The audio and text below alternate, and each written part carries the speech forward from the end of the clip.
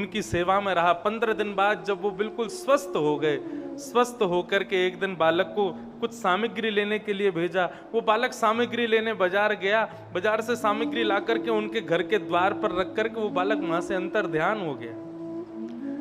आज इतने दिनों बाद वो पहली बार जगन्नाथ जी का दर्शन करने के लिए जा रहे थे। इतने में ही वो सामग्री देखा बालक तो है नहीं। बोला कहीं गया होगा, आ जाएगा। सामग्री घर में रख करके जैसे वो जगन्नाथ मंदिर दर्शन करने के लिए गए तो देखी इतनी भीड़। सबसे पूछा कि भैया आज इतने दिन में जगन्नाथ जी के आज इतनी भीड़ जगन्नाथ जी में क्यों? बोले क्योंकि जगन्नाथ जी पिछले 15 दिन से बीमार थे। 15 दिन से ठाकुर जी ने अपने दर्शन किसी को कराए नहीं थे, आज ही दर्शन खुले हैं। वो भक्त सोचने लगा मतलब 15 दिन पहले जब मैं यहां से गया था उस दिन से आज तक ठाकुर जी के कपाट बंद थे। बोले हाँ, ठाकुर जी ने किसी को दर्शन नहीं दिया, अनोसर में थे ठाकुर जी।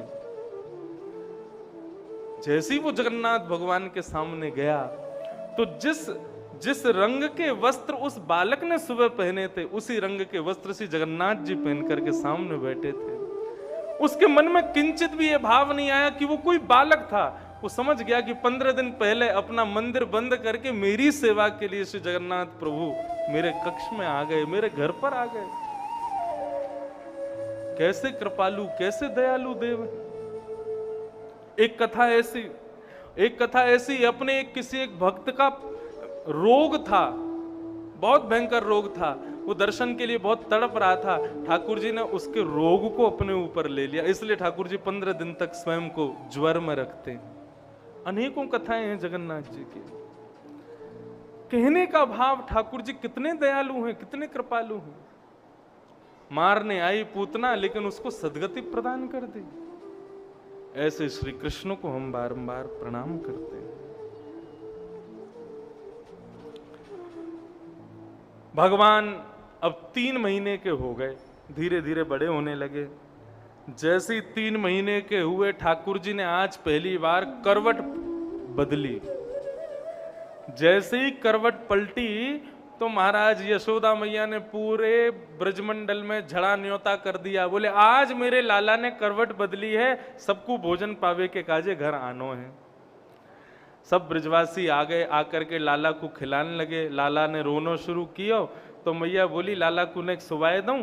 तो एक बैलगाड़ी के नीचे 2 कपड़े बांध करके झूला बना करके लाला को उसमें सुला दिया और मैया अपने कार्यों को करने के लिए चली गई। तभी मामा के द्वारा भेजा गया दूसरा राक्षस आया जिसका नाम सक्टासुर। सक्टासुर उस सकट के ऊपर बैठा था, बैलगाड़ी के ऊपर बैठा था। बैठ करके केवल अवसर ढूंढ रहा था ठाकुर जी को मारने का, अपना वजन बढ़ा रहा था ताकि ये बैलगाड़ी दब जाए और नीचे लेटे भय जो हमारे कंस के शत्रु हैं उनका वध हो जाए। लेकिन इतने में ही ठाकुर जी के नेत्र खुले। ठाकुर जी ने अपना एक पैर लंबा किया और लंबा करके जैसे ही बैलगाड़ी में एक झटका मारा तो बैलगाड़ी आकाश में उड़ गई और सक्टासुर का वध हो गया। सारे गौरस भंडार टूट गए। उस पर बहुत बड़े बड़े मटके रखे थे, मक्खन, घी, दूध, दही आदि, उन सब के सब फूट गए। ब्रजवासियों ने जोर की आवाज सुनी, सब दौड़े दौड़े आए तो क्या देखा, दूध, मक्खन, घी, दही के बीच में नन्हे से कन्हैया करवट बदल रहे हैं। छोटे से कन्हैया आनंद कर रहे हैं। यशोदा मैया बोली मेरो लाला कैसे गिर गए हो, ये बैलगाड़ी कैसे पलट गई, ये सबरे मटका कैसे फूट गए। छोटे छोटे बालक दौड़े दौड़े यशोदा मैया के पास आए। बोले मैया हम बताएं कैसे पलटी। बोले बता। बालकों ने बताया। बोले मैया तुम्हारे लाला ने अपनो एक पाम इतनो लंबो कियो और लंबो करके ऐसे जोड़ते बैलगाड़ी में मारो, सुई बैलगाड़ी पलट गई। मैया बोले लाला तेरे पिताजी भांग खाते होंगे, मैं नहीं खाऊं। 3 महीना को मेरो लाला अभी करवट बदलनो जाने ना है, तू कह रो यानी इतना लंबा पाम कियो और पाम करके सकट में मार दियो और ये बैलगाड़ी गिर गई। झूठ बोले मोते। सुखदेव जी महाराज परीक्षित को कथा सुनाते हुए कहते हैं अप्रेमयम बलम तस्य बालकस्य न ते विदुः।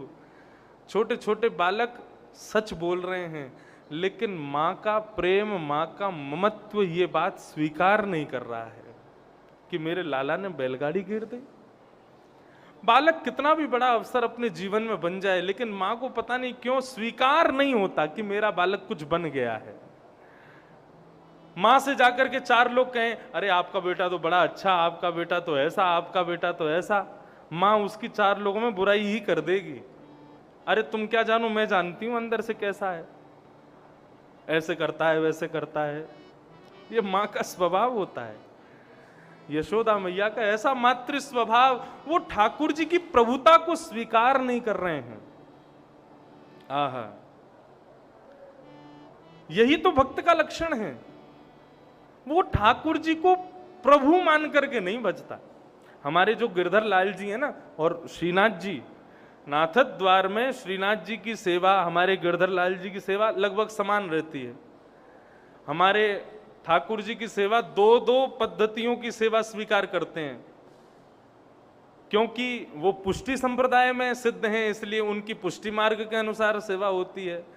और हम क्योंकि रामानुजी हैं, इसलिए हम अपनी भी परंपरा थोड़ी थोड़ी लगा करके ठाकुर जी की सेवा कर देते हैं। दोनों भावों से ठाकुर जी आनंदित होते हैं। लेकिन पुष्टि में जो भाव है वो ये है कि ठाकुर जी कौन है, बोले 4 वर्ष के बालक हैं, और उस बालक के भाव से ही उनकी सेवा की जाती है। उनको वंशी हमेशा हाथ में नहीं रहेगी, जब आरती होगी तभी वंशी होगी। मोर छड़ जो ठाकुर जी के सामने ऐसे घुमाया जाता है, इसका क्या भाव है? उसके अंदर मोर पंख हैं, ठाकुर जी के सामने उसको हिलाया जाता है, मतलब मानो जैसे भैया लाला ओ 56 भोग, अभी ठाकुर जी भोग लगाएंगे, फिर पहिए जाके बैठ जा भैया। सब लोग ध्यान से सुनो। तो वो मोरछड़, उसका क्या भाव है? लाला छोटे से हैं, आरती क्या है? आरती मतलब ठाकुर जी की नजर उतार रहे हैं। तो यशोदा मैया ठाकुर जी की नजर उतार रही है, लेकिन लाला एक जगह टिक के बैठे तो नजर उतरे। लाला तो कभी यहां भागे, कभी वहां भागे, कभी कोई श्रृंगार फेंक दे, कभी कोई श्रृंगार फेंक दे। बच्चों के बाल बड़े हो जाते हैं, चोटी बना दो तो बच्चे निकाल निकाल के फेंकते हैं, कुछ पहना दो अच्छा सा, सब निकाल के फेंक देते हैं। ऐसी कन्हैया है। तो यशोदा मैया, यहां पर जो सेवक है ना, पुष्टि मार्ग में सेवक को यशोदा माना जाता है। वो जब ठाकुर जी की आरती करती है, उस समय अगल बगल में जो ग्वाल बाल खड़े होंगे, वो मोर छड़ ठाकुर जी को दिखाएंगे, मतलब ठाकुर जी का ध्यान भटकाएंगे ताकि ठाकुर जी की आरती हो जाए। नहीं तो श्रृंगार फेंकेंगे, उठ के यहां चले जाएंगे, वहां चले जाएंगे, ऐसा भाव। कई बार ऐसा होता है, श्रृंगार करते हैं ठाकुर जी का, तो कभी मोर पंख गिर जाएगा, कभी हाथ के कड़ूला गिर जाएंगे, कभी कोई माला गिर जाएगी। उस समय बहुत सरल सी एक चीज करनी है, क्या? कुछ खाने की वस्तु, ठाकुर जी की भोग की वस्तु, वो ठाकुर जी के सामने रखो, फिर श्रृंगार करो। श्रृंगार नहीं गिरेगा। क्यों? क्योंकि ठाकुर जी भोग पाने में व्यस्त हो गए। अब मैया कैसा भी सजा दे, ठाकुर जी सज जाएंगे। ऐसे भाव हैं पुष्टि मार्ग के। तो प्रभुता को भूल जाओ, ये तो लाला हैं, ये तो कन्हैया हैं, ये तो नेक्से से हमारे हृदय के स्वामी हैं, इस भाव से उनकी सेवा करो। यशोदा मैया कभी स्वीकार नहीं करती कि मेरो लाला प्रभु है। कितने बड़े बड़े ठाकुर जी ने अपने वैभव दिखाए, लेकिन यशोदा ने कभी स्वीकार नहीं किया। ठाकुर जी अब धीरे धीरे हो गए 1 वर्ष के, और जैसे ही 1 साल के हुए, तृणावर्त आया। तृणावर्त आया, जैसे ही गोकुल में उसने प्रवेश किया, ठाकुर जी मैया की गोद में बैठ के दूध पी रहे थे। भगवान को पता चला तृणावर्त आ रहा है, और ये तृणावर्त आकर के हमको उड़ा ले जाएगा, और यदि मैया की गोद में हम बैठे रहे तो मैया भी उड़ जाएगी संग में, और यदि मैया उड़ गई तो तृणावर्त को मार नहीं पाएंगे। तो क्या करें? ठाकुर जी ने दूध पीते पीते अपने आप को इतना भारी कर लिया, इतना वजन बढ़ा लिया कि यशोदा मैया को लगन लगो कि मेरे लाला ने ज्यादा दूध पी लियो, इतना भारी है गयो। तो मैया ने लाला को जाकर के पलना में सुलाए दियो, और मैया अपने कार्य के लिए चली गई। भगवान बोले हाँ अब ठीक है। इतने में तृणावर्त आया, और ठाकुर जी को आंगन से जैसे ही उड़ा करके आकाश में लेकर के गया, भगवान ने ऊपर जाकर के तृणावर्त की गर्दन को पकड़ करके आकाश से जैसे ही नीचे पटका, तृणावर्त का गोविंदाय नमो नमः। बोलो भक्तवत्सल भगवान की।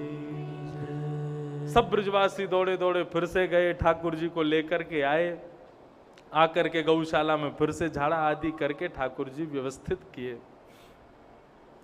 सब ब्रजवासी बोले मैया लाला 1 वर्ष को है गए, तुमने अभी तक या को नामकरण नहीं कियो। सारे ब्रजवासी कोई कालिया कहवे, कोई कनुआ कहवे, कोई कछु कहवे, लाला को एक नामकरण तो कराओ। यशोदा मैया ने ये बात नंद बाबा से कही, बोले लाला 1 वर्ष को है गए, नामकरण ना भयो, लाला के नामकरण की व्यवस्था करो। तो बंधुओं, नंद बाबा के कुल पुरोहित हैं सांडिल्य मुनि। सांडिल्य गोत्रीय ब्राह्मण जो होते हैं वे सांडिल्य मुनि के ही वंश में हैं। ये नंद बाबा के कुल पुरोहित हैं। सांडिल्य मुनि नामकरण करने जानबूझ के नहीं आ रहे। क्यों? क्योंकि वो जानते हैं कि ये नंद यशोदा के बेटा है ही नहीं, ये तो देवकी और वसुदेव के बेटा हैं। और भाई जिनके बेटा हैं, जिस कुल के बालक हैं, उस कुल का कुल पुरोहित नामकरण करे, मैं क्यों करूं? लेकिन बात बतानी नहीं है, नंद बाबा को बहुत बुरा लगेगा अगर उनको पता चलेगा कि बालक उनका नहीं है। इसलिए वो बहाने बना करके वृंदावन आ नहीं रहे, गोकुल आ नहीं रहे। लेकिन मथुरा में बैठे हुए वसुदेव देवकी को चिंता हुई कि हमारे बालकों का नामकरण नहीं हुआ, तो उन्होंने अपने कुल पुरोहित भेजे। कौन? श्री गर्गाचार्य जी महाराज। गर्गाचार्य जी वृंदावन आए। अब कोई विद्वान को देखें तो इच्छा होती है महाराज की ये हमारे घर पधारें, हमारे यहाँ प्रसादी पावें।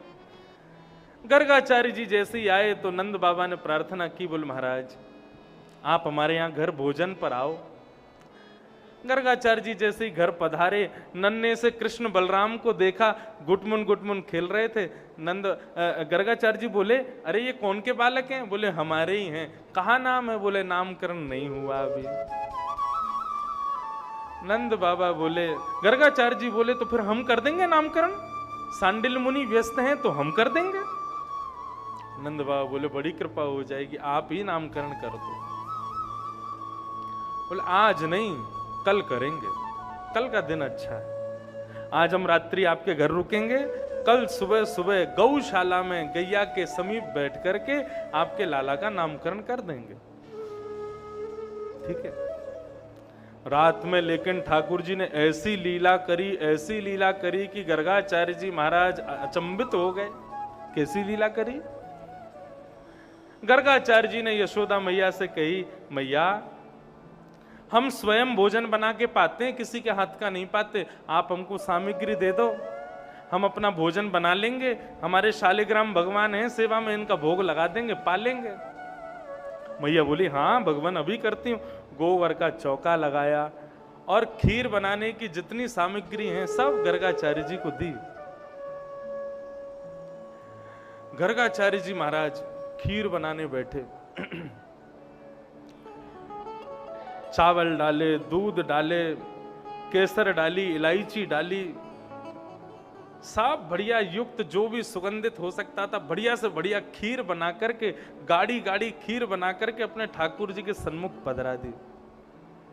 और पधरा करके त्वदीयम वस्तु गोविंद तुभ्यमेव समर्पयेत ग्रहण सुमुखो भुक्त्वा प्रसीद परमेश्वर। पाओ भगवान। नेत्र बंद करके अपने गुरु मंत्र की माला करने लगे। ठाकुर जी का भोग लगाते समय प्रयास करो कि ठाकुर जी को थोड़ा अकेला छोड़ दो। क्यों? ऐसा भाव माना जाता है कि जब ठाकुर जी का भोग लगाते हैं और हम लोग पर्दा करके बाहर आ जाते हैं या कक्ष से बाहर आ जाते हैं, तो ठाकुर जी अपने सब ग्वाल वालों को वहीं बुला लेते हैं, आ जाओ भैया लग गया है भोजन, सब पाओ प्रेम से।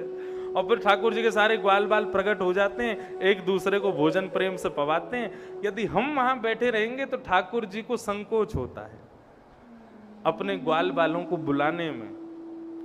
इसलिए भोग लगाते समय पर्दा किया जाता है, ठाकुर जी का कक्ष बंद किया जाता है। ठाकुर जी अब आप सहज हो जाओ और भोग लगाओ। हमारे वृंदावन के श्री राधा रमन लाल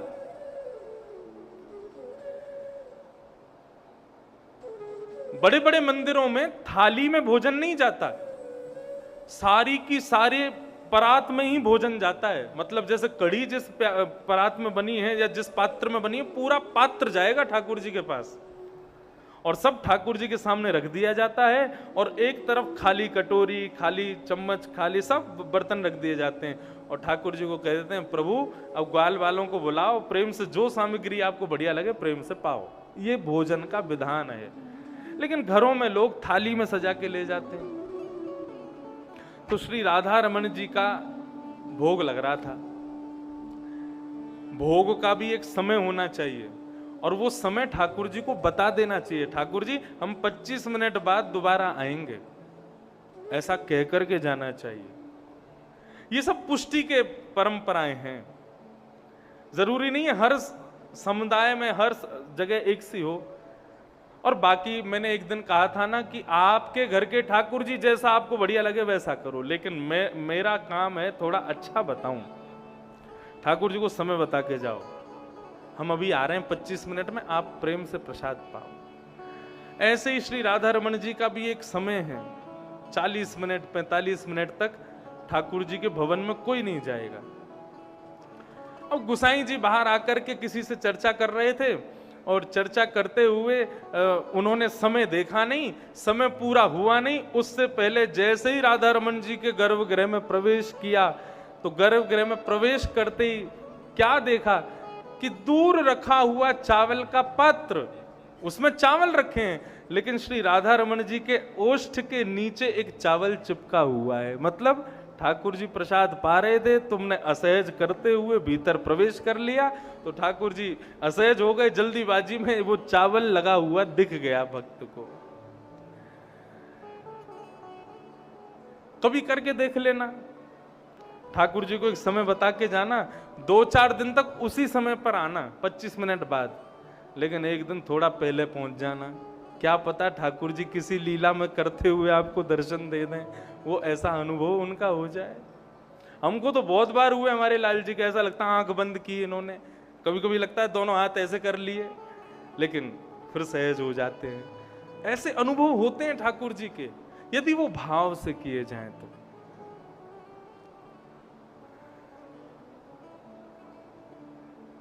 ठाकुर जी प्रेम से भोग पाते हैं यदि भाव से पवाओ तो गर्गाचार्य जी ने खीर बनाई, खीर बना करके अपने ठाकुर जी के सन्मुख रख दी, और सन्मुख रख करके अपने गुरु मंत्र का जाप नेत्र बंद करके, ठाकुर जी आप सहज होकर प्रेम से पाओ, मैं 108 माला करूंगा, उसके बाद भोग उठाऊंगा। ऐसा भाव करके गर्गाचार्य जी माला जपने लगे। अब इतने में ही खीर की मधुर सुगंधी भीतर खेल रहे कन्हैया को आने लगी।